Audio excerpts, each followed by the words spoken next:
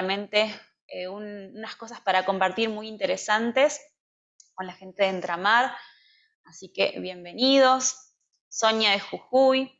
Bueno, ya son las 7:30, así que oficialmente vamos a estar arrancando, ¿sí? Les doy la bienvenida entonces nuevamente a todos. Gracias por este espacio. Hola Karina, ¿cómo estás? Hola, muy contenta de estar acá. Qué bueno, sí, ahí te vi, ahí estamos, ¿cómo va? Ahí te veo, ahí te veo. Bueno, les contamos que vamos a hacer, ahora estamos así, Cari, como en el backstage, porque primero vamos a contarles un poquito de qué se trata este webinar, les vamos a contar un poquito de Matific y después te hago la super presentación oficial, ¿sí? Así les contamos un poquito de qué se trata eso, ¿qué te parece? Bien. Dale, perfecto. Genial. Bueno, entonces, primeramente les doy, como ya dijimos, la bienvenida oficial y les voy a estar pasando para quienes no conocen Matific, ¿sí? Vamos a pasarles un pequeño videíto introductorio y después vamos a arrancar con nuestro webinar. Así que, si me permiten, voy a corroborar que estoy compartiendo sonido y arrancamos.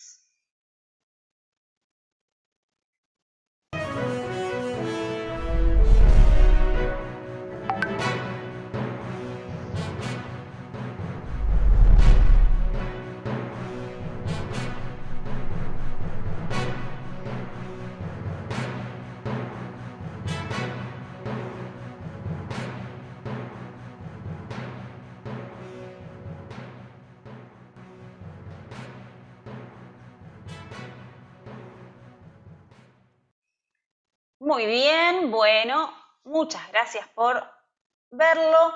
Como ya saben, o los que no lo saben, Matific es una plataforma de aprendizaje de matemáticas que nos va a dar la particularidad de aprender matemáticas jugando. ¿Por qué? Porque es un entorno totalmente gamificado para los alumnos y de esta manera vamos a estar viendo los conceptos matemáticos alineados a la currícula. Perdón, se me volvió a activar los conceptos alineados a la currícula a partir de... ¡Ay! Vamos a ver si lo podemos pasar.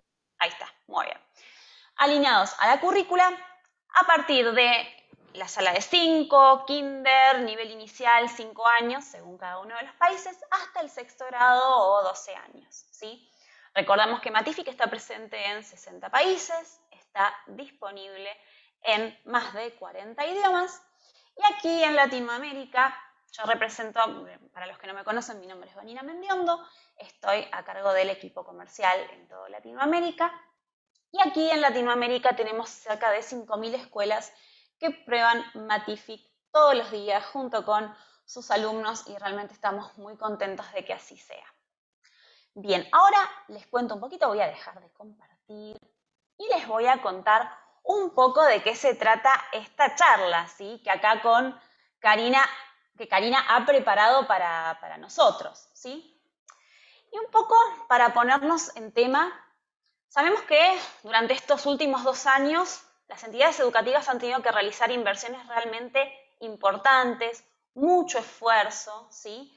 Tanto en herramientas digitales, en plataformas, para poder asegurar la continuidad pedagógica en este contexto tan difícil como fue el COVID-19. Arrancamos 2022 muy contentos, volvemos a la presencialidad o tratando de asegurar la mayor presencialidad posible y entonces surgen algunas consultas, ¿no? ¿Cómo podemos aprovechar la tecnología que ya adquirimos? ¿Sí? ¿Cómo estamos en plena amortización de todo lo que tenemos? Entonces, ¿cómo hacemos para poder trabajar en estos nuevos entornos híbridos? ¿Cuáles son las mejores prácticas para poder potenciar esos aprendizajes? ¿Cómo las tecnologías pueden colaborar en todo este proceso? Y bueno, justamente dijimos, bueno, ¿con quién hablamos todo esto? ¿Quién es nuestra referente? Y bueno, ahí fue cuando la llamamos a Karina y le preguntamos si quería participar, si nos podía ayudar en esto, porque realmente entendemos que es un momento importante, un nuevo punto de inflexión. Y desde Matific siempre queremos acompañar a las escuelas, porque si no, no estarían acá.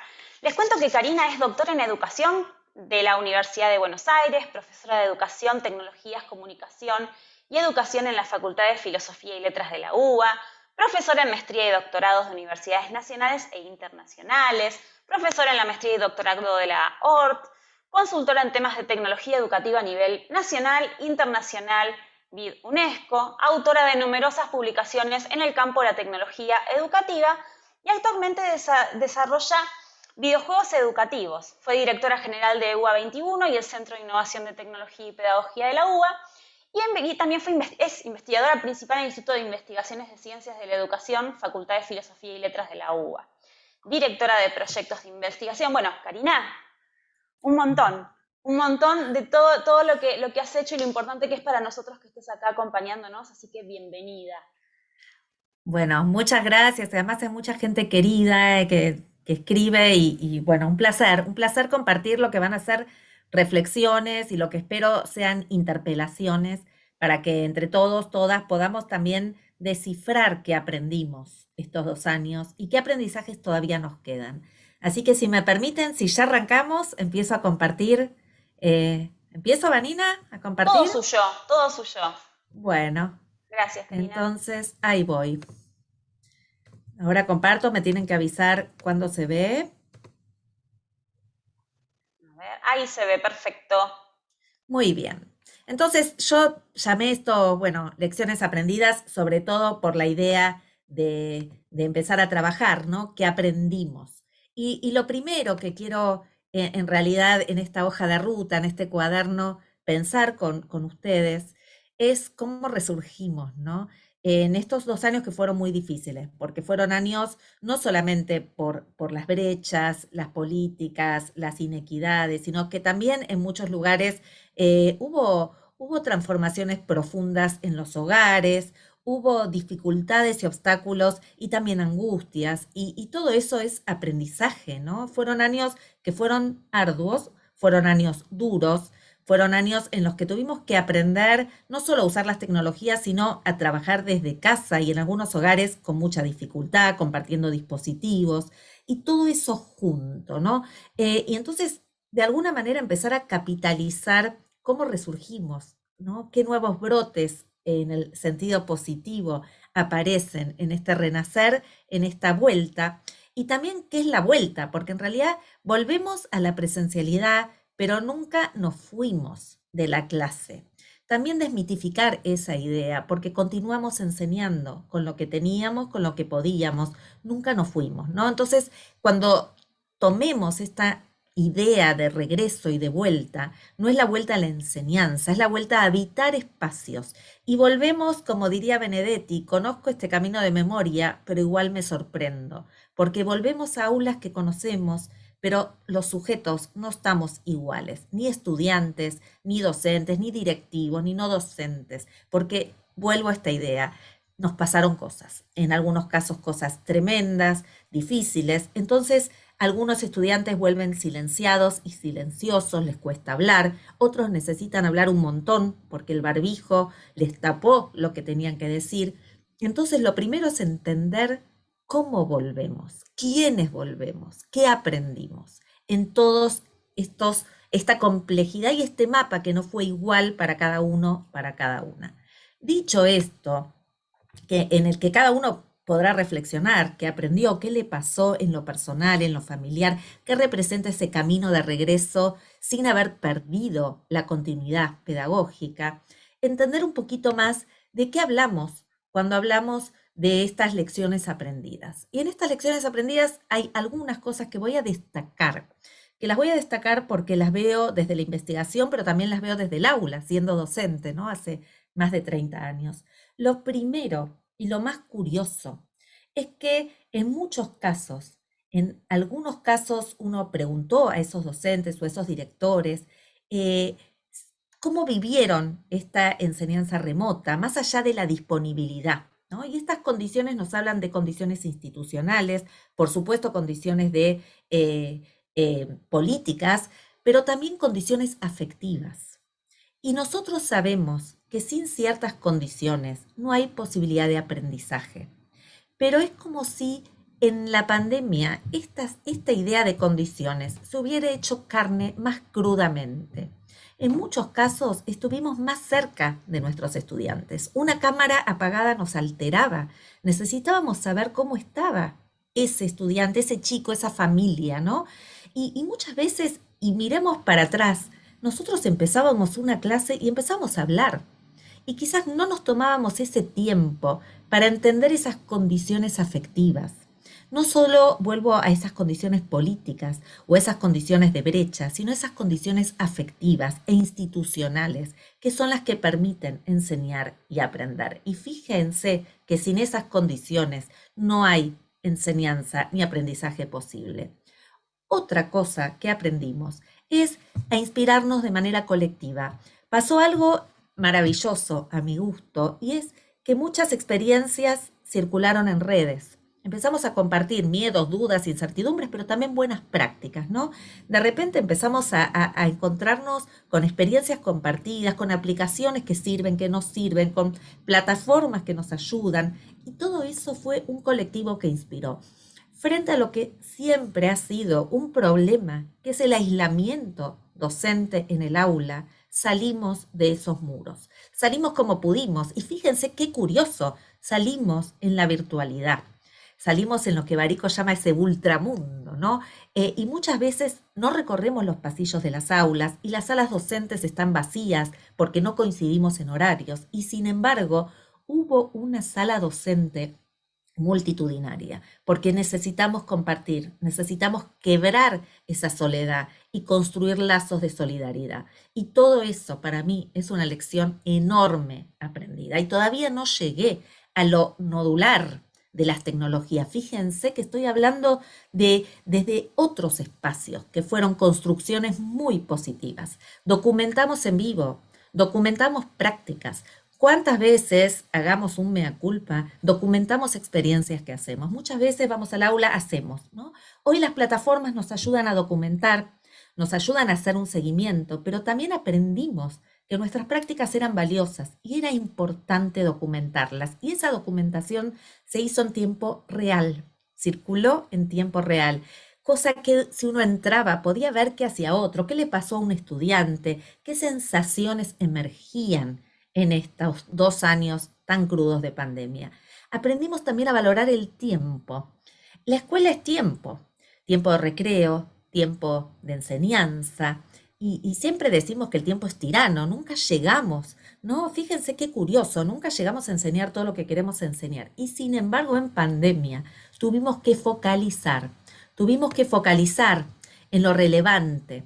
Y en esa focalización de lo relevante, lo que nos pasó es justamente que valoramos más el tiempo que tenemos. Como el tiempo de pantalla no podía ser excesivo por el agobio, por el agotamiento, tuvimos que focalizar. Y en esa focalización de la relevancia tuvimos que jerarquizar.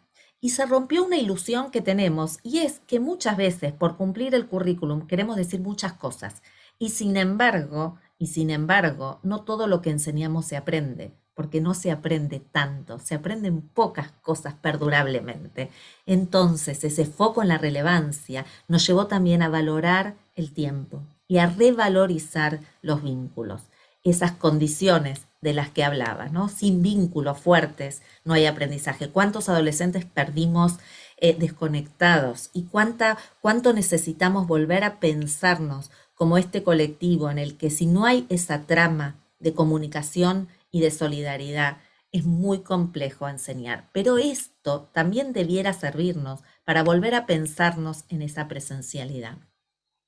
Las tecnologías. Aprendimos qué son las tecnologías y siempre dijimos, bueno, que las tecnologías son herramientas, ¿no? Pero, ¿qué implica esas herramientas? ¿Qué son las herramientas? Y algunos rasgos de estas tecnologías que me gusta destacar para ver si estamos en la misma página, ¿no? Y que tienen que ver con que las tecnologías tienen rasgos distintos de la presencialidad y por eso una clase mediada tecnológicamente o una propuesta en una plataforma no puede ser igual porque tiene su razón de ser diferente y materialmente diferente, ¿no? Los escenarios tecnológicos son inmersivos. Cuando uno juega, no sale del juego. Cuando uno ve una serie y le gusta la serie, es una maratón de serie. Esa inmersión, esa profundidad, es un rasgo que en general no toma la escuela. La escuela opta por la superficialidad o yo diría por la extensión, ¿no? La cobertura. Y estamos viendo que esa cobertura tiene algo de ilusión y que es mejor cuando uno profundiza y de alguna manera hace inmersiones profundas, porque deja otras huellas en los aprendizajes. Las tecnologías nos hablan desde distintos lenguajes, visuales, audiovisuales. Hablamos de algo que Eisner ya en la década del 90 señalaba, de multiexpresividad, esta posibilidad de decir lo mismo de distintas maneras. Yo podría ahora apagar la cámara y me podrían escuchar. Podríamos trabajar con sonidos y hacer, por ejemplo, una clase toda de sonidos o toda de imágenes. Y esos lenguajes transmiten distintas formas también de construir conocimiento. No aprendemos todos igual y no a todos nos sirven esos mismos lenguajes, pero además no mostramos lo que aprendemos de la misma manera si usamos un meme que un texto, una tabla o una estadística. Y estas distintas formas de expresión del conocimiento que traen las tecnologías, a mí me gustaría que no se perdieran, porque dan cuenta de diversidad cognitiva y permiten de alguna manera anclar en trayectorias diferentes de los aprendizajes. Las tecnologías también tienen riesgos o tienen alertas. Están fragmentadas.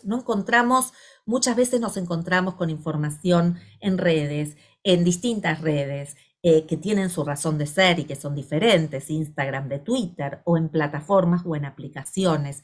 Tienden a no concentrar. Las plataformas en ese sentido, y acá Matific lo tiene, ¿no? Esta posibilidad de hacer convergente mucha información, porque las tecnologías tienden a fragmentar y tienden a hiperpersonalizar. Hoy muchas plataformas están trabajando con inteligencia artificial. Hoy nuestro celular es inteligencia artificial. Muchas veces ustedes saben que a veces nos escucha el celular y esto es real, ¿no? Nos devuelve esa información personalizada, el próximo vuelo, el próximo libro, el próximo amigo que nos sugiere, porque nos algoritmiza, ¿no? Nos sabe qué nos gusta, qué hacemos. Y lo que estoy proponiendo en relación con esas tecnologías es comprenderlas para tomar decisiones que son didácticas, que no son tecnológicas. Ya lo vamos a ir viendo. Las mediaciones cada vez fueron más simples en la tecnología, de aquel DOS, que no sé si alguno recordará, a hoy las tecnologías nos hacen la vida simple, que es lo que decía Steve Jobs, lo logró, ¿no? En realidad uno hace un clic y accede a la información, pero el proceso de construcción del conocimiento no es simple. Y esto a veces invisibiliza procesos que son complejos en la construcción del conocimiento. Acceder a la información no es construir conocimiento. Y esto da cuenta justamente esto nos muestra esta complejidad. ¿Qué podemos decir de estos escenarios que son inciertos?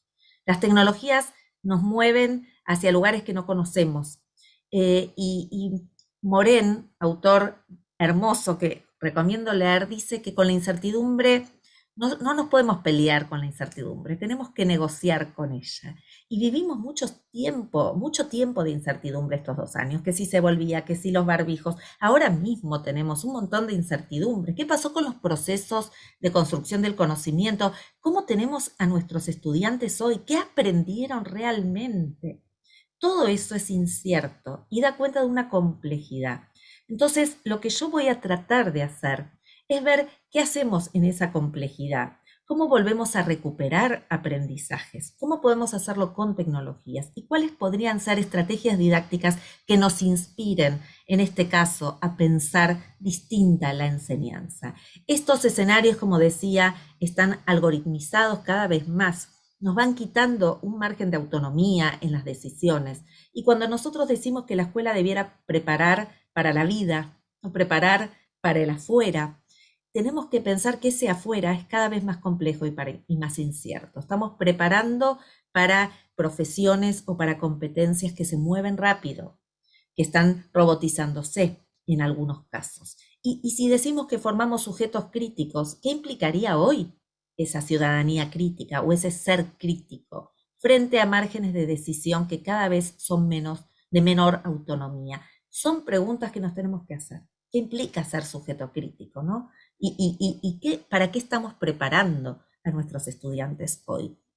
En conceptos en contextos que son hibridados. Todo el mundo habla de la hibridación, pero la hibridación no es solamente cuánto virtual, cuánto presencial, cuánto sincrónico, cuánto asincrónico. Hibridar, que es un concepto de García Canclini, muestra lo que son prácticas mestizas o prácticas en las que las culturas son hibridadas. Nuestra cultura es híbrida porque provenimos de distintos lugares y las prácticas siempre son híbridas porque combinamos formatos, porque combinamos estrategias, porque combinamos un montón de trayectorias.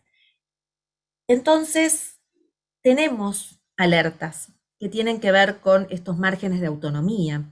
Hoy hay plataformas que incluso leen las emociones y las convierten en algoritmos. Y para mí estas alertas nos tienen que funcionar permanentemente cuando usamos la tecnología, ¿no? ¿Qué propuestas nos permiten de alguna manera hasta hackear esa plataforma para convertirla en una propuesta de enseñanza que devuelva la autonomía y la toma de decisiones? Aprendizajes. ¿Qué son estos aprendizajes? ¿No? ¿Cómo son? ¿Cómo vinieron los sujetos de vuelta a clases? Pero además, ¿qué sucede cuando uno aprende con mediación tecnológica? Y acá darles algunas pistas de quiénes son estos sujetos. Pero ustedes deberían indagar cómo volvieron. Los niños de 2 años que nunca pisaron una escuela o de 3 años. Aquellos que empezaron el secundario y, por ejemplo, nunca vieron a sus compañeros. Eh, los que, los que sí conocían a sus compañeros, pero se sintieron perdidos, ¿no? ¿Cómo son esos sujetos? ¿Qué los motiva? ¿Qué los inquieta? ¿Qué los mueve? Porque si no hay deseo de aprender, es muy difícil que se aprenda. ¿Y en qué medida escuchamos? ¿Cómo palpitan? ¿Qué desean? ¿Qué motivaciones tienen? En general, vamos y enseñamos, ¿no? Y me parece que si la pandemia hizo algo, es crear un poco más de diálogo y de escucha entre los sujetos que enseñamos y los sujetos que aprenden. Y los docentes también somos sujetos que aprendemos, porque vivimos toda la vida, si no, no estarían acá, ¿no? Vivimos aprendiendo.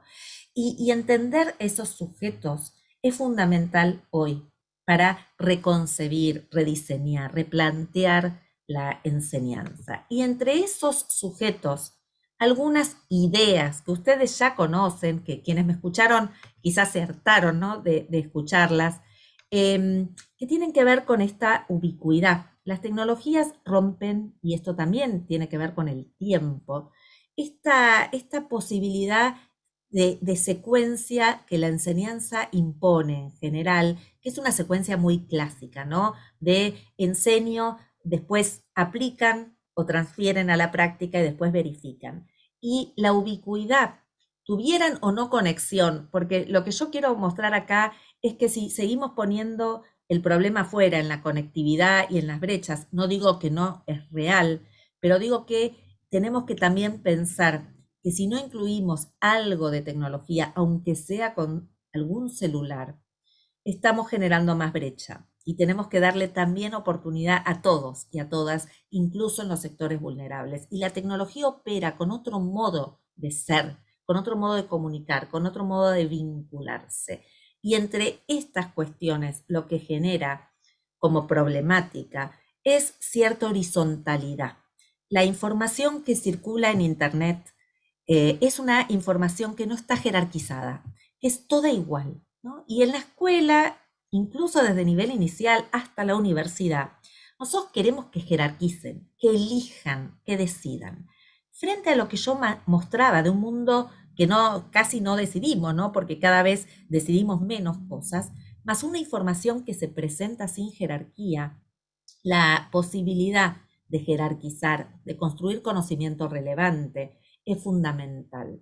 En este hacer colectivo hay algo que tenemos que empezar a trabajar y es salir de la asociación de la información para generar comprensión. Y para generar comprensión, vuelvo a algo que dije al inicio, hay que focalizar, hay que mirar qué es lo relevante y qué es lo irrelevante. Frente a grandes volúmenes de información, que sería Big Data, destaco Small Data, la data chiquitita, la información precisa, la documentación de esas experiencias. Estos son focos para el regreso. No nos tenemos que olvidar que trabajamos sobre relevancia, que documentamos prácticas, que construimos colaborativamente y que además trabajamos algo que para mí es riquísimo y que esto también las plataformas ofrecen por esta posibilidad de documentar procesos en versionados, ¿no? Las tecnologías tienen algo que es, podríamos recuperarlo bien para la enseñanza, que es esta posibilidad como cuando uno trabaja en un Drive o trabaja en cualquier plataforma, y Matific también lo tiene, la posibilidad de trabajar sobre los procesos de construcción del conocimiento, que es esta idea de hacer visible el pensamiento, ¿no? Frente a estos algoritmos, mostrarle al estudiante cómo va aprendiendo, haciendo visible su construcción, ¿no? Y algo que sí vamos a tener que trabajar muchísimo en el 2022 es indicadores de aprendizaje, porque se nos perdieron esos indicadores de aprendizaje. En muchos casos no sabemos, cuando a mí una de las preguntas que más me hicieron estos años en que di capacitación, estos 2 años, era ¿cómo sé que aprenden nuestros estudiantes en la virtualidad? Y yo le devolvía esa pregunta a los docentes. Yo les decía, ¿cómo saben que aprenden en la presencialidad? Que rindan bien no quiere decir que aprendan, porque el aprendizaje tiene que ver con la transferencia, con el largo plazo, ¿no? Y entonces tenemos hoy que construir una matriz también híbrida de indicadores. ¿Qué aprendieron en la virtualidad? ¿Cómo aprenden en la presencialidad? ¿Cómo podemos registrar esos aprendizajes para crear trayectorias que sean genuinas en lo que respecta a la construcción del conocimiento y para la inclusión y la democratización de la enseñanza? ¿Y cómo podemos generar experiencias valiosas? Y esto a mí me quita el sueño, porque en la virtualidad hay que generar experiencias valiosas para la virtualidad, pero en la presencialidad también tenemos que hacer que valga la pena venir a clase, que pase algo distinto. Fíjense que yo hice una microinvestigación y algo de lo que surgía de los estudiantes más grandes, ¿sí? No de los chiquitos, pero del secundario, por ejemplo, es que preferían la clase grabada al docente, ¿no? Si un alumno prefiere la clase grabada al docente, es porque algo es raro ahí, ¿no? O la clase presencial es de tal nivel de información que prefiero grabarla, porque entonces puedo parar y entender a mi ritmo y a mi tiempo lo que el docente explica, y entonces la clase se reduce a un modelo explicativo, ¿no? Y bueno, si voy a explicar un tema, como acá, queda grabado, me vuelven a escuchar, pueden volver a pensar lo que dije y quedó grabado. Ahora, la clase no es solo eso, ¿no? Y entonces tenemos que pensar qué es esa clase presencial, qué experiencia ofrezco, ¿no? Y muchas veces en el nivel inicial a veces es más sencillo, ¿no? Porque uno lo vive como que lo vivencial es el eje, pero eso vivencial debiera ser toda la vida escolar, donde la vivencia es única, donde lo que acontece en ese tiempo efímero que tengo en el aula es único y permite una construcción distinta. Y estos son focos para mí muy serios para repensar ese regreso, ¿no? Esto que estamos viviendo hoy. Voy a volver a pensar 10 veces qué experiencia le ofrezco al estudiante, tenga 2 años o tenga 10, porque esa experiencia es lo que les va a perdurar. Y si lo otro lo puedo dejar grabado y lo pueden ver en un video, bueno, pensémoslo, ¿no? Pensemos qué vale la pena.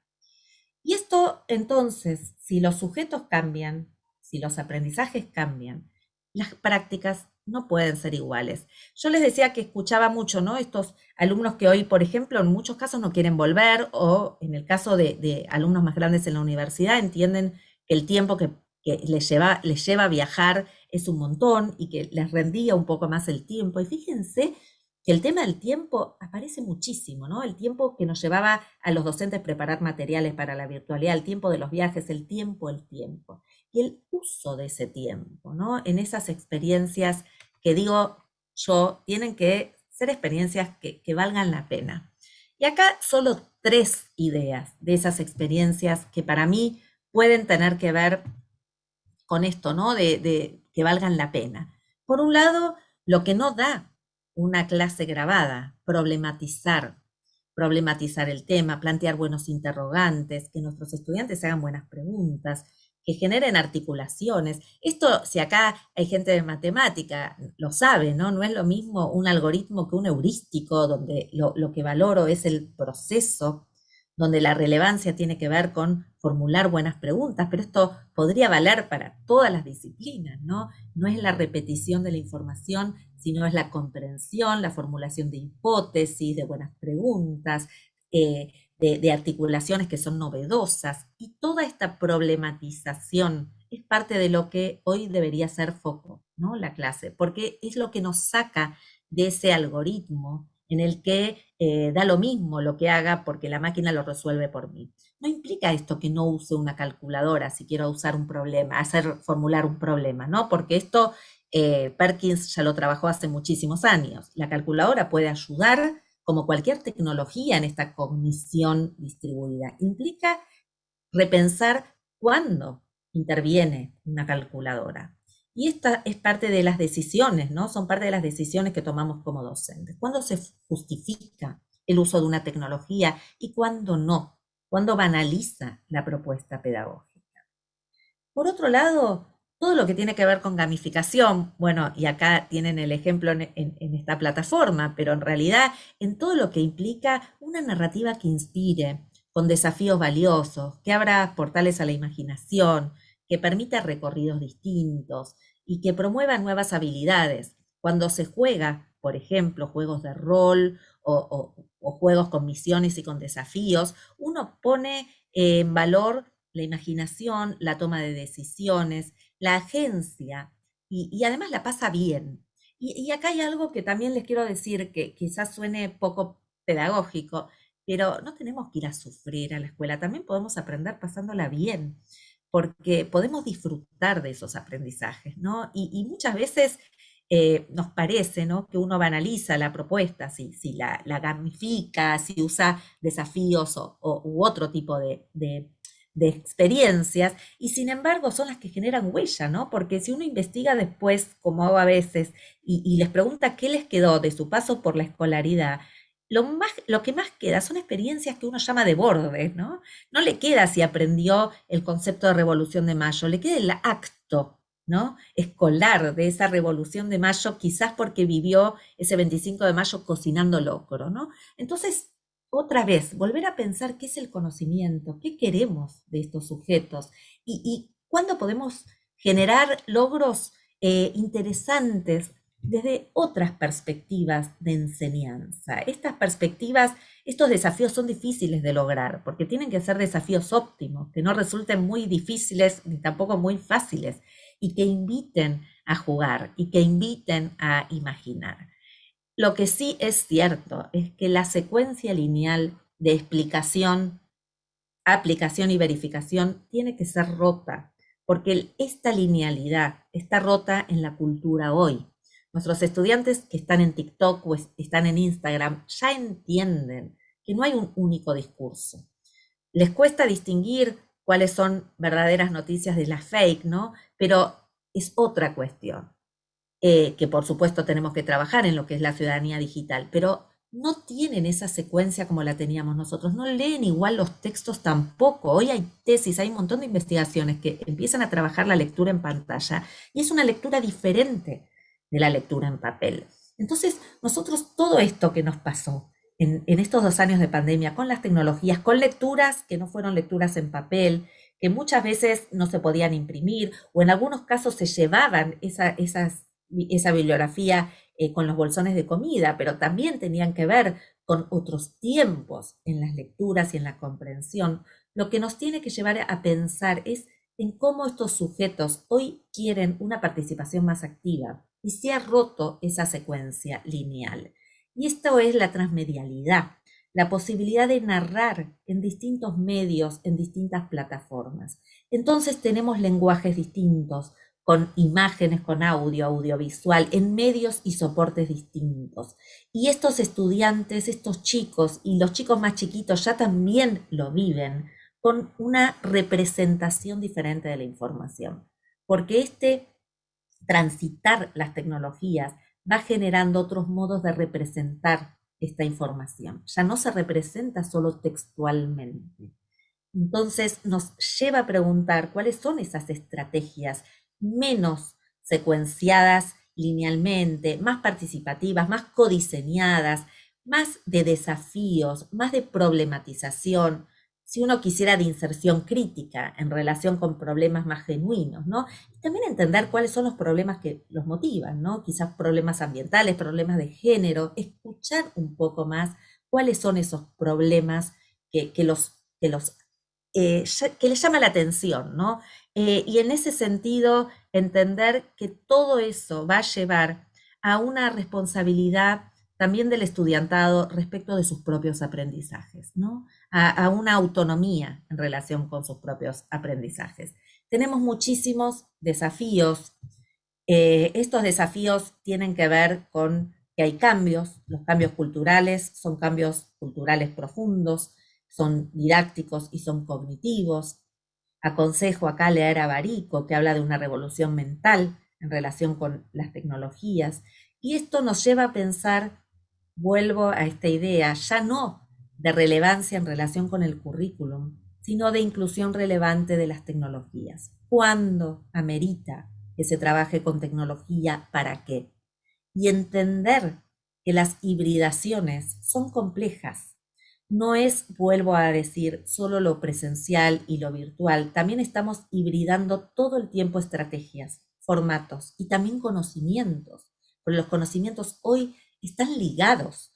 Yo estoy hablando de didáctica, estoy hablando de tecnología, estoy hablando de psicología cognitiva. No hay un conocimiento que hoy no esté interpelado por otros conocimientos. Generar experiencias significativas y valiosas. La trama afectiva, recuperar esos vínculos. Recuperar también implica volver a pensarnos como sujetos con lo que nos pasó, no negarlo. Yo acá quizás sea un poco fuerte lo que diga, pero los que dicen vamos a volver igual y vamos a decir esto no pasó y volvemos, no podemos hacer eso. Primero porque hubo gente que perdió gente, segundo porque nos pasaron cosas y además porque aprendimos también. ¿Y por qué no capitalizar, ¿no? Eso que aprendimos? ¿Por qué negarlo, no? Y en todo caso decidir, esto me gusta, esto no me gusta, esta aplicación me sirvió para esto, la gamificación me ayuda para matemática porque me permite generar estrategias de nuevo tipo, pero en todo caso tomar decisiones. Y acá me gustó la idea que le saqué a la literatura del tiempo entre costuras, para repensar en qué usamos el tiempo, ¿no? El tiempo de la clase, el tiempo de la no clase. La pandemia trajo un tiempo circular. Ya Castells hablaba del tiempo circular, ¿no? En relación con Internet. Internet nunca se apaga. Nos apagamos nosotros o nos desconectamos, pero Internet sigue, ¿no? Y esta idea de en qué usamos ese tiempo, ¿no? ¿Cuánto le dedicamos a explicar un tema? ¿Cuánto a vivirlo? ¿Cuánto a evaluar? Y el eje de la evaluación también fue fuerte en pandemia, ¿no? De repente nos encontramos con la pregunta, ¿y cómo vamos a evaluar? ¿Y cómo vamos a evaluar? Entendido siempre como ese proceso de verificación, porque todo el tiempo evaluamos, todo el tiempo retroalimentamos, ¿no? Y entendimos también que no podemos hacerlo solos, esta polifonía de voces documentadas, ¿no? Haciendo escuela todos juntos, no me gustaría que se perdiera, ¿no? En este regreso me parece que lo mejor que tenemos es esta comunidad de práctica, esta posibilidad de plantearnos dudas, lo que nos fue bien y lo que nos fue mal. Y una toma de decisiones ágil. La pandemia trajo esto, ¿no? Quienes gestionan en las escuelas saben que había que tomar decisiones todo el tiempo.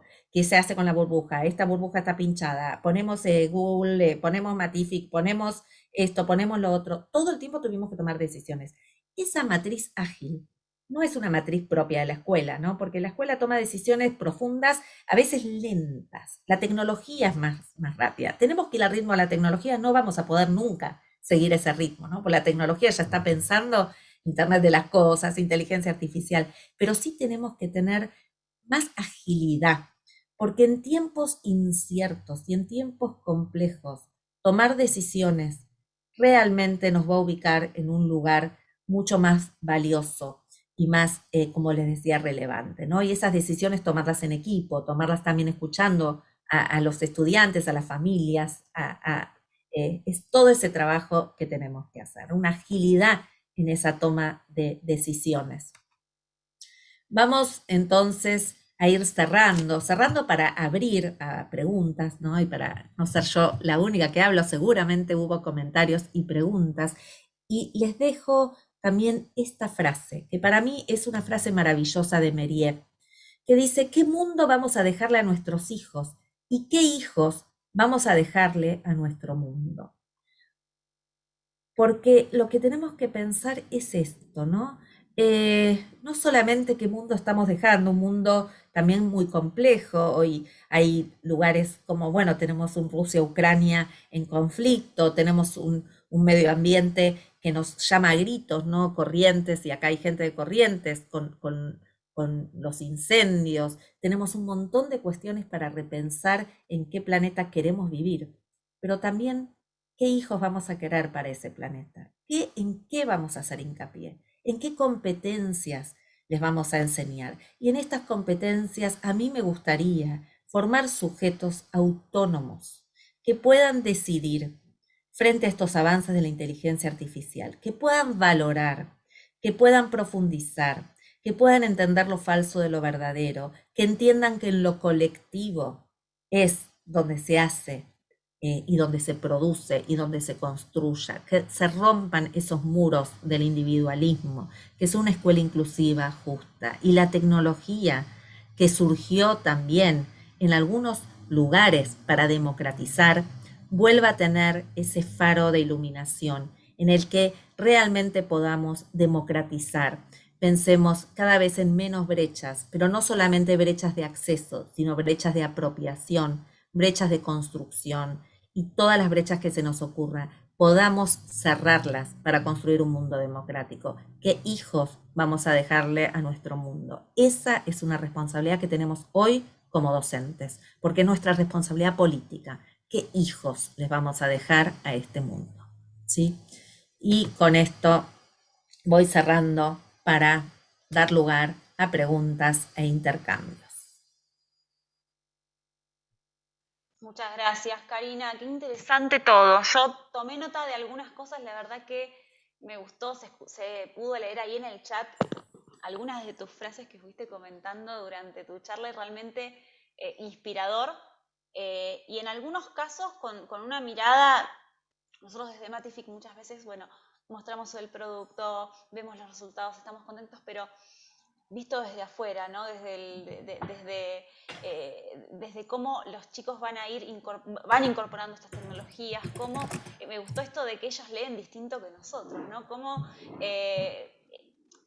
todo se procesa distinto, son generaciones y son realidades distintas y tienen una vida en pandemia, claro, que porcentualmente es mucho más grande que la nuestra, porque nosotros es una porción de nuestra vida, para ellos es realmente un ponderado importante dentro de lo que han vivido. Así que la verdad que muy interesante, muy feliz con todo lo que estuviste contando y te agradezco un montón.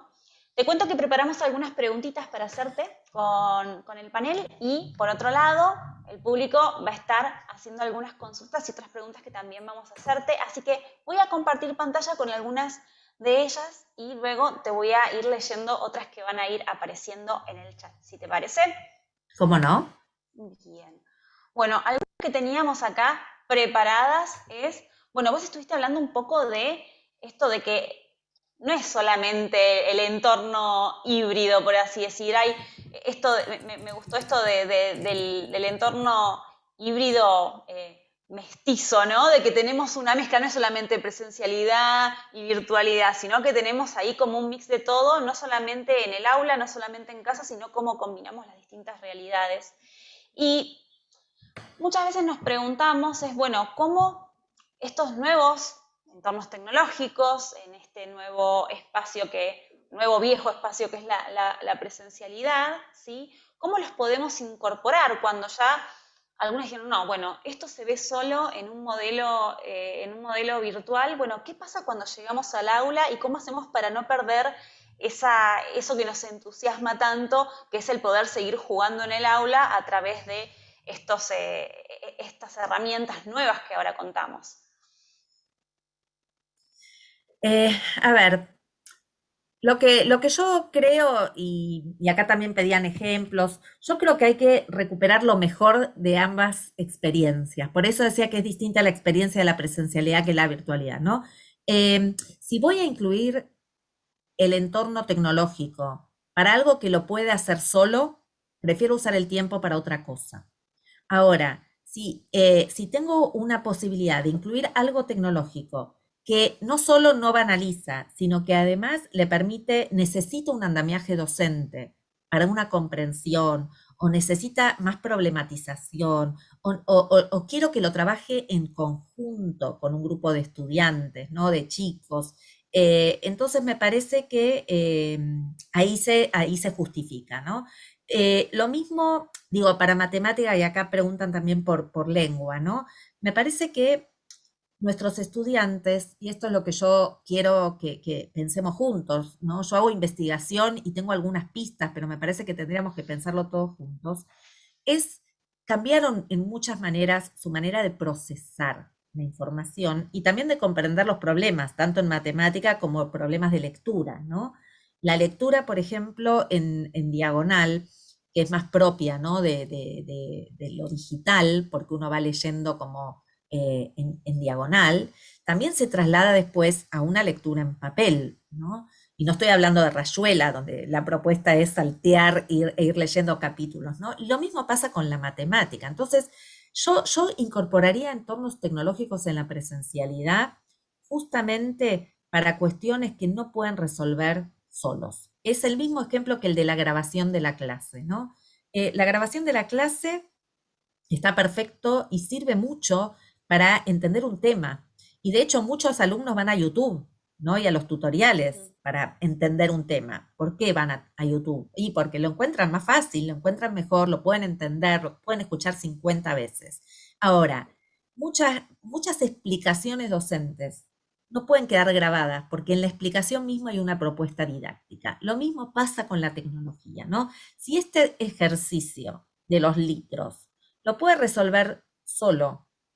Y puedo trabajar en una clase invertida, ¿no? Donde lo resuelve en el entorno y yo vuelvo a clase y tomo eso, o tomo lo que vi que no funcionó.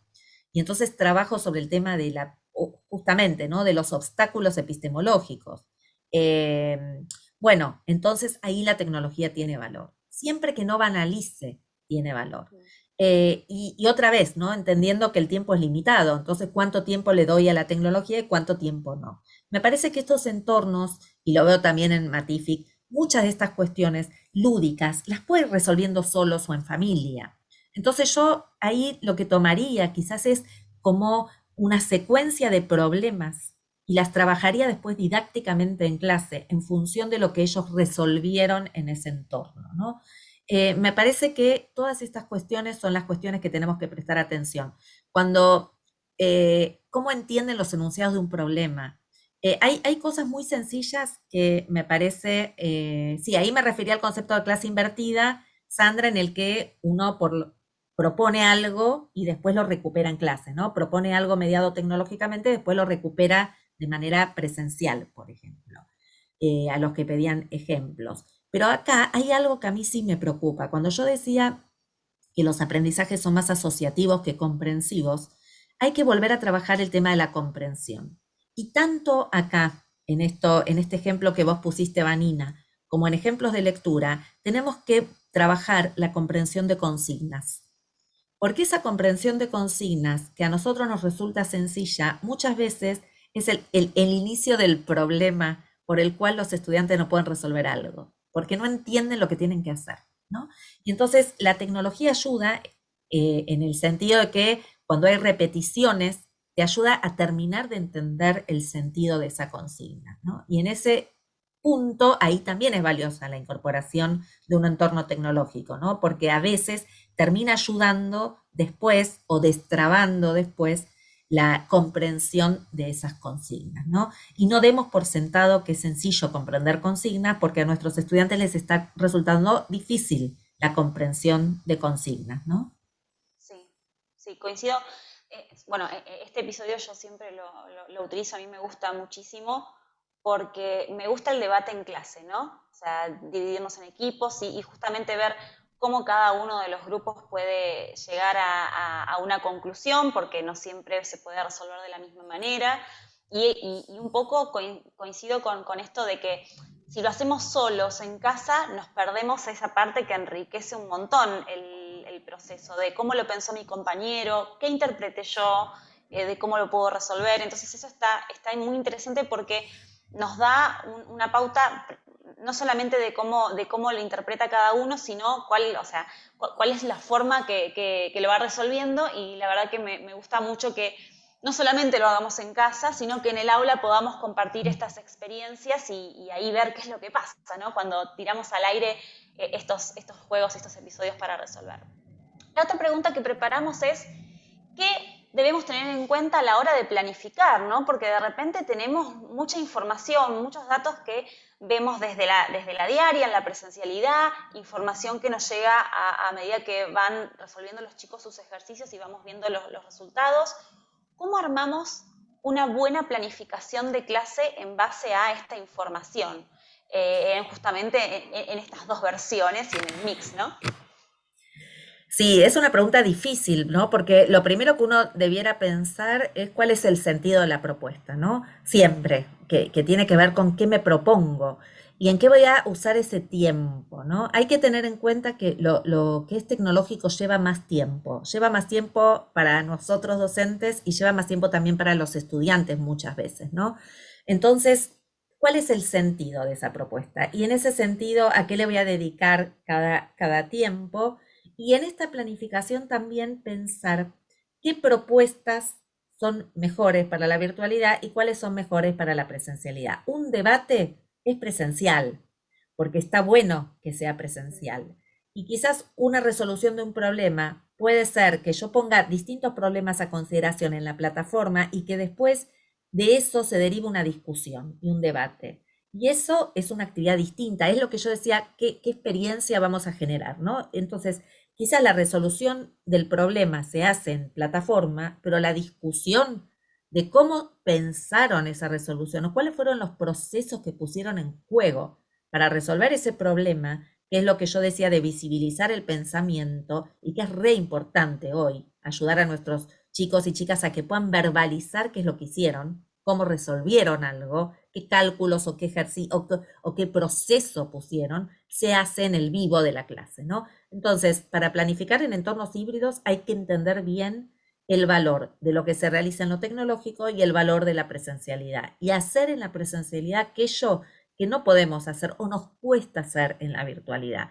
Fue muy difícil, por ejemplo, en estos entornos como Zoom, en la virtualidad durante la pandemia, generar buenos debates, porque o teníamos que silenciar, o había ruido, o teníamos que mutear, o teníamos, en cambio, la riqueza de la presencialidad, además de mirarnos y abrazarnos y olernos y todo lo demás, tiene que ver con eso, ¿no? Que podamos debatir, que podamos construir un debate honesto, un debate organizado, un debate democrático, donde todos podamos opinar. Y eso es mejor hacerlo en la presencialidad, ¿no? Entonces, en ese sentido, la planificación tiene que recuperar lo mejor de cada soporte, lo mejor de cada experiencia y por supuesto, darle a ese lugar el lugar que merece, ¿no? Y me parece que en ese sentido, lo que extrañamos de la presencialidad, además de los pasillos, de vernos, ¿no? De la corporización, de vernos de cuerpo entero, de repente ya no éramos bustos parlantes, ¿no? Teníamos piernas, teníamos teníamos cuerpo, es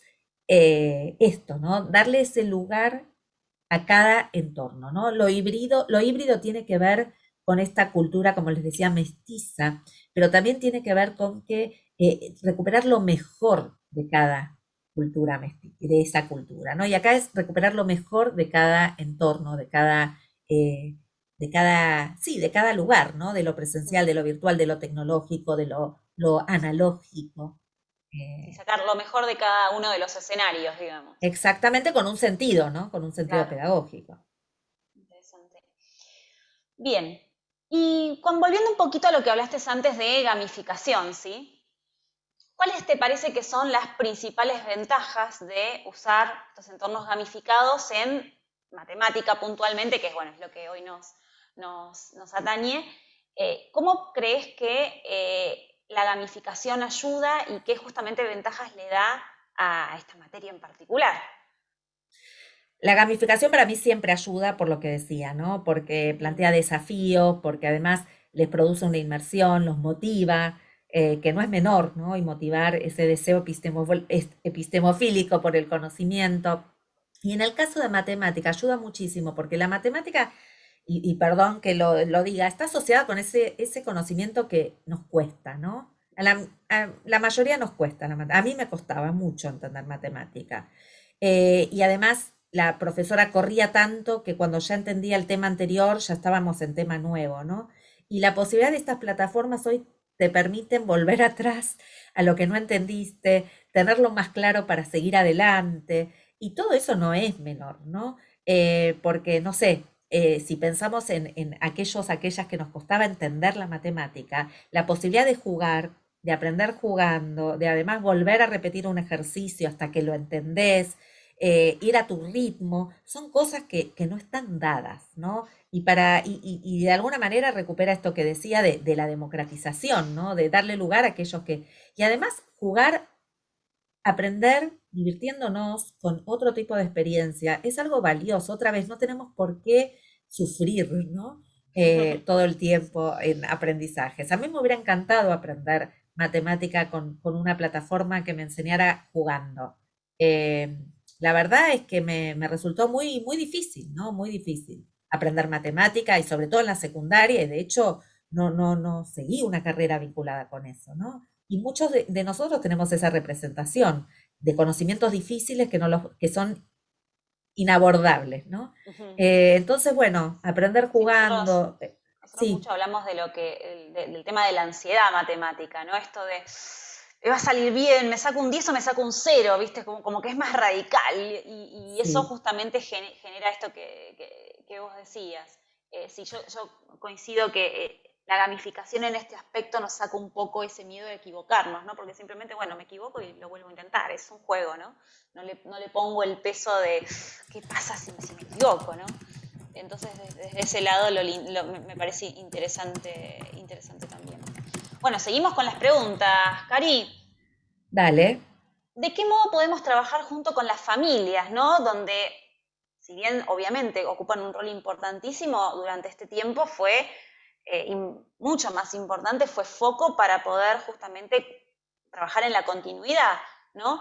Entonces, ¿cómo las familias pueden ayudar a potenciar el aprendizaje a través de las plataformas digitales y, bueno, y las estrategias de gamificación en general, pero cómo pueden ellos desde casa ayudar a los chicos en ello? Mira, las familias fueron un factor muy clave en pandemia, ¿no? Tanto por estar como por no estar, porque en algunos casos no podían ayudar. En otros casos la escuela desconfió muchísimo, ¿no? Hubo como una base de desconfianza que a mí me gustaría en el regreso volver a confiar, ¿no? En el estudiantado. Esta desconfianza es, uy, las familias están haciendo los ejercicios, no los hacen, ¿no? Los chicos. Y no sabemos si las familias hacen la tarea o la hacen los chicos. Y bueno, todo eso me parece que son preguntas que vamos a tener que seguir haciéndonos, ¿no? Respecto de las familias. Yo creo que las familias siempre pueden ayudar, pero también tienen que saber el límite de la ayuda óptima, ¿no? Cuando es ese límite de no estás ayudando, estás haciendo. Claro. Y eso es un límite difícil, ¿no? Muchas veces. Me parece que es genial tener a las familias como aliados. Es también importante educar a las familias. eh, y también es importante el límite, ¿no? De cuánto sí y cuánto no. Para que también le den ese margen de autonomía a los chicos y a las chicas, ¿no? Entonces, eso es lo más complejo. Me parece que pueden ayudar y pueden potenciar siempre que entiendan el límite de esa ayuda, ¿no? Y me parece que hoy hay que darles esa autonomía a los chicos, ¿no? Bueno, ese límite también exige que eduquemos un poco a las familias. Y además que también hubo familias que no pudieron ayudar y que no se sientan mal por eso, ¿no? Entonces, eh, todo eso, bueno, es la complejidad, ¿no? De esta pregunta. Yo creo que obviamente se puede ayudar, pero hay que educar un poco esa ayuda, ¿no? Sin que le quite esa autonomía. Eh, Hay una pregunta que recupero cortita porque es importante que se entienda qué es gamificar, de qué hablamos cuando hablamos de gamificación. La palabra gamificación viene del inglés gaming, jugar, que no implica que sea un videojuego, pero implica la captura de rasgos lúdicos de los videojuegos, que son tendencia cultural, para construir una propuesta didáctica. Esto es, los videojuegos tienen avatares, tienen desafíos, tienen misiones, entonces uno captura esos rasgos de esa tendencia cultural para transformarlos en rasgos didácticos, ¿no? Entonces, esa es la gamificación. Es un concepto que viene de la línea del gaming sin ser videojuego, pero sí que recupera o captura esos rasgos para la didáctica. Lo quería aclarar porque si no, no se entiende de qué hablamos, ¿no? Cuando hablamos de gamificación. Gracias. Bueno, voy a pasar a algunas preguntas que hicieron las personas que están acá participando, que son cientos, la verdad que muy, muy interesante, están todos muy, muy contentos. Voy a agarrar algunas al azar, ¿sí? Que nos estuvo ayudando Sole del equipo de SDR a seleccionarlas. Una de las preguntas es, Karina, acá en el Ecuador no se permite que los niños repitan el año. ¿Tú qué piensas sobre esto? ¿Crees que eso es bueno para los niños, adolescentes que tal vez no han alcanzado destrezas? Uy, es difícil esta pregunta, ¿no? A ver, yo, la educación, tanto en Ecuador como acá, está pensada en una gradualidad, ¿no? Entonces uno va de tercero a cuarto a quinto, quinto a sexto. Y que pases de grado no implica que hayas comprendido todos los conceptos, ¿no?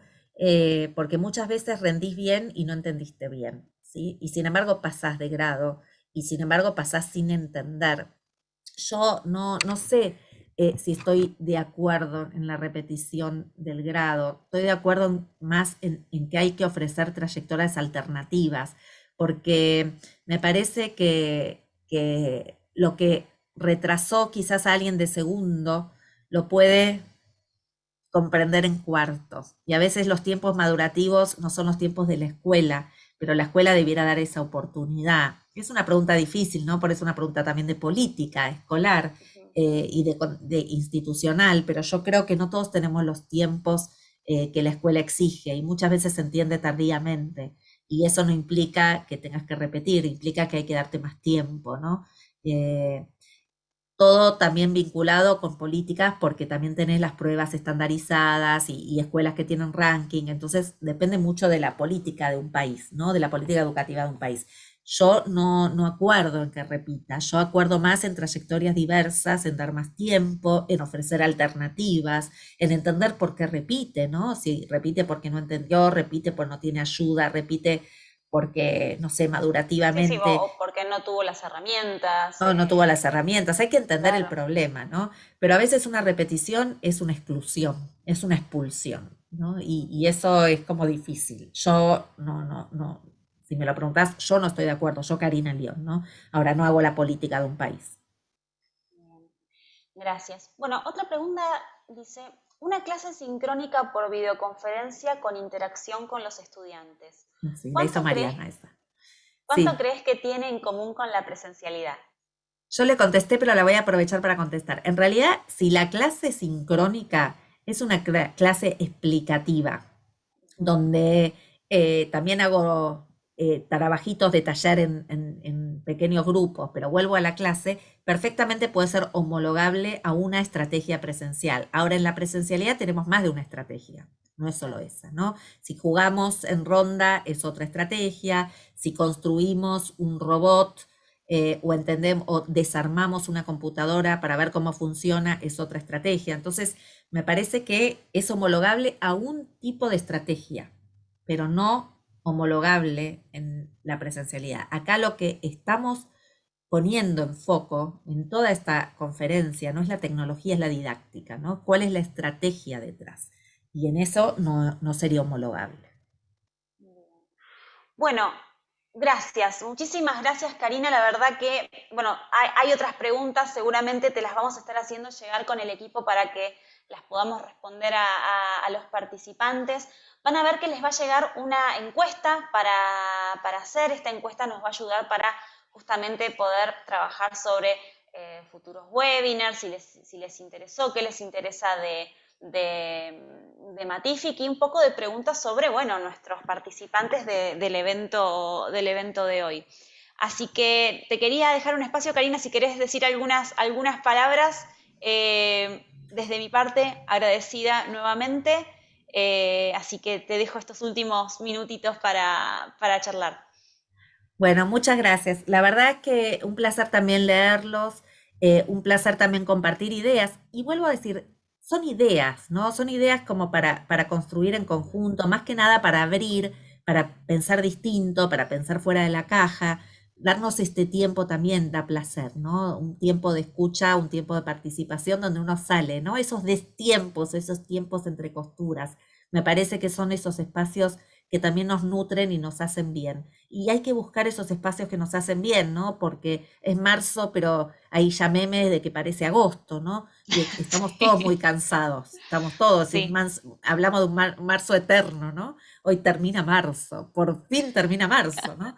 Sí, Y yo creo que bueno, fue la emoción de volver, porque sabes que nosotros en Matific ya en febrero, viste, arrancamos con muchos coles que nos contactan, demos, los pilotos, y nos pasa que este mes fue terrible porque era la alegría de arrancar, pero claro, le pusimos un entusiasmo que hay algunos que eh, dicen, "Bueno, ya no es que doy empezamos más". temprano, empezamos Claro, febrero. Entonces ya marzo se nos hizo, y esto también hay que escucharse. Uno está cansado porque arrastra esos 2 años, ¿no? De pandemia. claro, claro. Entonces me parece que es esto, tomar un tiempo de repensarnos, ¿no? Como sujetos. Me parece que es re importante esto. Sí, bueno, un poco también es nuestra idea de este tipo de charlas y webinar, ¿no? Frenar la pelota, ver dónde estamos, analizar, escucharte, poder aplicar cosas de las que vos decís en el aula y eso creo que está muy bueno porque nos saca ese del rush del estar a full todo el día y decir, bueno, estoy contenta con lo que estoy haciendo, creo que estoy haciendo bien las cosas, ¿cómo puedo aplicar esto a mi día, a mi aula, a mi clase? Y eso también a mi a mi colegio en general, ¿no? Y eso también nos ayuda. Y este tipo de espacios son los que nos hacen pensar que decimos, bueno, listo, frenamos, analizamos, vemos cómo venimos y seguimos. Y eso está muy bueno. Te agradezco Bueno, mucho, muchísimo gracias, nuevamente. gracias a ustedes también. Recuerden que por haber participado de este evento pueden pedir su certificado a latam@matific.com y también pueden acceder a una prueba gratuita de Matific. No se olviden de seguirnos en YouTube, en Matific Latam, en Instagram, también Matific Latam lo van a encontrar allí. Ahí tienen nuestro mail, nuestro teléfono para contactarse por cualquier duda, consulta. Ahí el equipo va a estar listo para responder cualquier duda o consulta que aparezca. Y bueno, ojalá Karina te tengamos en otro encuentro. La verdad que Bueno, me encanta, nos gusta muchísimo y ya los participantes lo dicen, ni siquiera lo tenemos que decir nosotros en todos bueno, los comentarios gracias, del chat. Muchísimas gracias. gracias. Gracias a ustedes. Bueno, Emocionante. gracias a Bueno, todos y los abrazo desde aquí y nos vemos pronto. Adiós.